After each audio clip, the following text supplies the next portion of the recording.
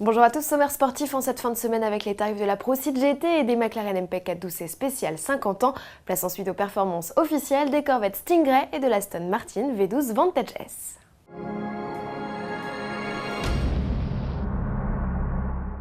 Avant de parler supercar, parlons sport automobile. Le départ des 24 heures du Mans 2013, c'est ce 22 juin à 15 h à édition exceptionnelle. On fête les 90 ans de l'épreuve cette année. Dispositif de taille, l'Automobile Club de l'Ouest propose pour la deuxième année consécutive de suivre l'intégralité de la course en direct sur ses différentes web TV ainsi que sur la plateforme de diffusion vidéo Dailymotion, idéal pour les non-abonnés à Eurosport ou ceux qui ne peuvent se contenter des résumés proposés sur France Télévisions. N'oubliez pas que la course est aussi à suivre sur autoplus.fr et sportauto.fr pour tout connaître du programme des festivités sur place, dont des expositions d'anciennes gloires victorieuses de l'épreuve, un site 24heureslemans.com.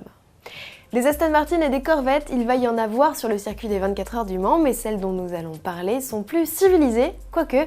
Commençons par le constructeur britannique qui confirme les excellentes performances de la V12 Vantage S. Pour mémoire, la GT reçoit le V12 de 573 chevaux de la Vanquish. Grâce à l'arrivée de la boîte de vitesse Sport Shift plus réactive, la V12 Vantage S joue les catapultes, 0 à 100 km/h en 3 secondes 9 et une vitesse maxi de 330 km/h. C'est la plus rapide des modèles de la firme WEN77 mise à part. En parallèle, Aston Martin a confirmé le prix de vente de l'auto, aussi exclusif que ses performances avec un ticket d'entrée à 180 000 € chez nos voisins allemands. Comptez encore un peu plus pour le marché français. Moins puissante mais aussi enivrante, la Corvette Stingray, après la révélation du tarif fixé en France à 69 990 €, Chevrolet publie de nouvelles photos de la muscle car et rend public 2 chronos. L'américaine au V8 de 460 chevaux atteindrait les 100 km/h en moins de 4 secondes, atteindrait car outre-Atlantique l'exercice du 0 à 60 miles par hour, environ 96 km/h, a été enregistré en 3 secondes 8. Quant à la barre des 190 km/h, elle a été franchie en seulement 12 secondes. De bon augure, on attend désormais impatiemment les performances européennes du bolide. Parenthèse McLaren à présent pour évoquer les tarifs de ces séries spéciales 50e anniversaire disponibles en édition limitée sur les MP4 12C. Accrochez-vous, les 100 exemplaires prévus, 50 coupés, 50 Spider, sont proposés à respectivement 233 000 et 256 000 €, soit environ 22 000 € de plus que les versions traditionnelles.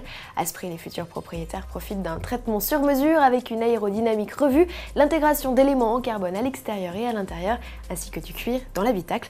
Enfin, des badges spécifiques distinguent un peu plus franchement ces collectors. Avis aux amateurs, il reste des exemplaires à vendre.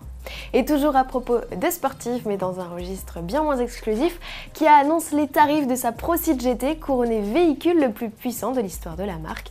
Pourvue de son 1,6 litre essence de 204 chevaux, la bombinette s'affiche à 28 990 € avec une horde d'équipements de série, climatisation automatique, radar de stationnement, GPS Europe et toit ouvrant. Seule option, la peinture métallisée. Bon week-end à tous et à lundi.